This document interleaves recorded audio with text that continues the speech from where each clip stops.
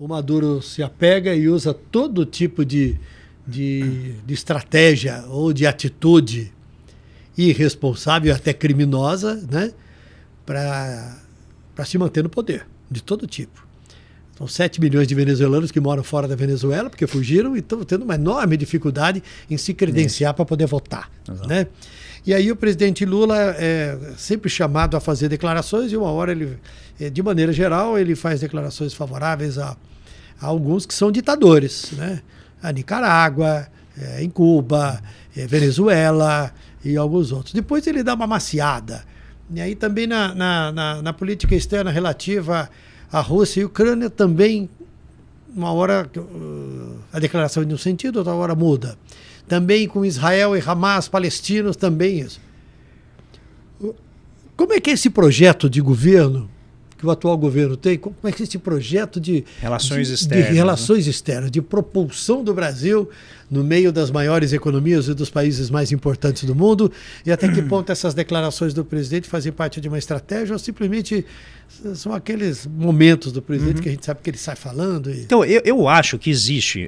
As coisas das relações exteriores, eu costumo não projetar aspectos morais da vida individual para as relações entre países. Porque justamente é difícil, né? Porque o espaço geopolítico não é um espaço que se sujeita à moral individual.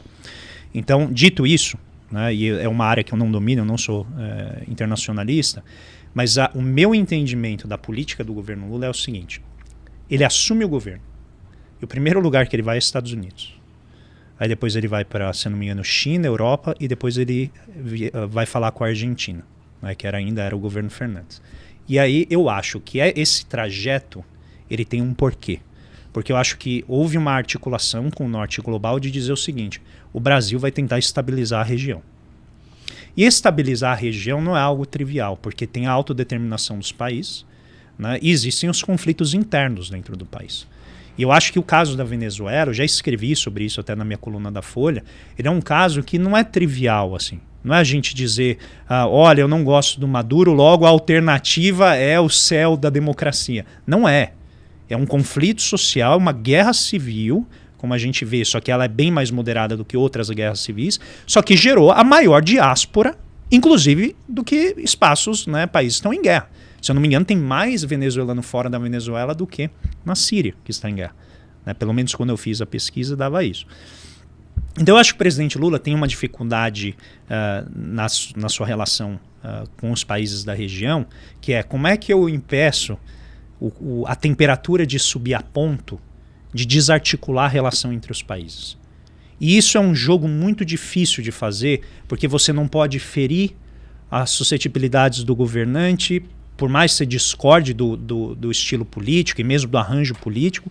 Só que você tem que pressionar. Então, algo importante que o governo vem tentando fazer é pressionar o governo Maduro a diminuir as violações de direitos humanos. Entendeu? Que isso é um caminho. A gente não pode chegar lá e falar assim, olha, eu sou contra o governo Maduro porque eu não entendo que ele funciona do jeito que eu gostaria. Isso aí é algo inaceitável nas relações exteriores, né, nas relações internacionais. E isso eu acho que quando a gente interpreta aqui, a gente tem de olhar, a jogar isso, eu não gostaria que fosse assim. Eu concordo, eu também não gostaria que houvesse eleições com suspeição, né, de corrupção, com suspeição, como tem na Venezuela, como tem na Nicarágua, como tem, né, na Guatemala, mas também como tem em outros países com que a gente tem uma relação muito boa, né, com outras ditaduras que parecem que são mais aceitáveis. E aí vem o problema. Por que elas são mais aceitáveis? Porque essas avaliações elas não são feitas no abstrato.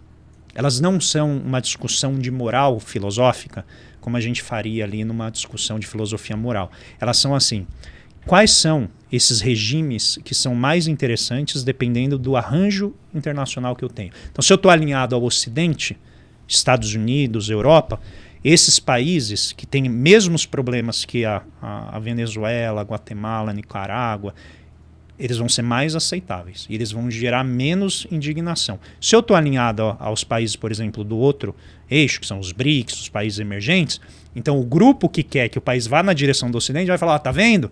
Você dá um peso para cá e assim por diante. Então eu tendo a olhar para isso como a estratégia que é, como eu mantenho relativa estabilidade na região? E aí você pergunta, por quê? Porque se não houver estabilidade na região ali, particularmente na Venezuela, tem mais 2 outros poderes além dos Estados Unidos que estão loucos para montar sua influência ali. China e Rússia. E aí, se isso acontecer, a relação na região ali fica incrivelmente inflamada.